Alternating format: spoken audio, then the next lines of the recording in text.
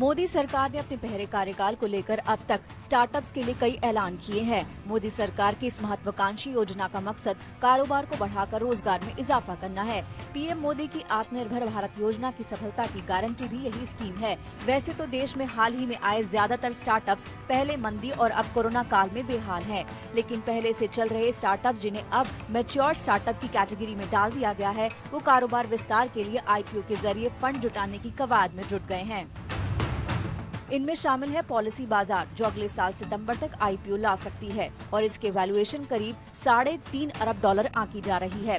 फ्लिपकार्ट भी अगले साल विदेशों में लिस्टिंग की तैयारी कर रही है और कंपनी की वैल्यूएशन करीब $50 अरब हो सकती है। जोमेटो भी 2021 की पहली तिमाही में आईपीओ लाएगी। डिलीवरी अगले 1 से 1.5 साल में शेयर बाजार में लिस्ट होने का इरादा बना रही है। लेंसकार्ट का लक्ष्य अगले 2 से 3 साल में आईपीओ लाने का है। फैशन ई टेलर कंपनी नायका भी अगले 2 साल में आईपीओ लाने पर विचार कर रही है। इसके अलावा भी एयरटेक और बायजू भी आईपीओ लाने के बारे में बोल चुके हैं। इस साल सितंबर में जिस तरीके से लंबे ब्रेक के बाद आईपीओ आए हैं और उन्हें निवेशकों का जबरदस्त समर्थन मिला है, उससे जानकारों का मानना है कि अब इन कंपनियों के लिए आईपीओ लाने का ये सही वक्त है। इससे इनके पास फंड आएगा, वैल्यूएशन तय होगी और तब ये पीएम के आत्मनिर्भर भारत अभियान का सही मायनों में हिस्सा बन पाएंगे।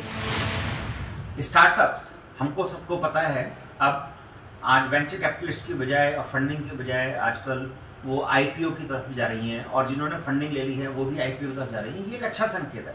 वो लोग अपने को इन्वेस्टर्स को एग्जिट भी देना चाहते हैं और साथ में मार्केट से कैपिटल भी रेस करना चाहते हैं। दोनों ही बातें हैं।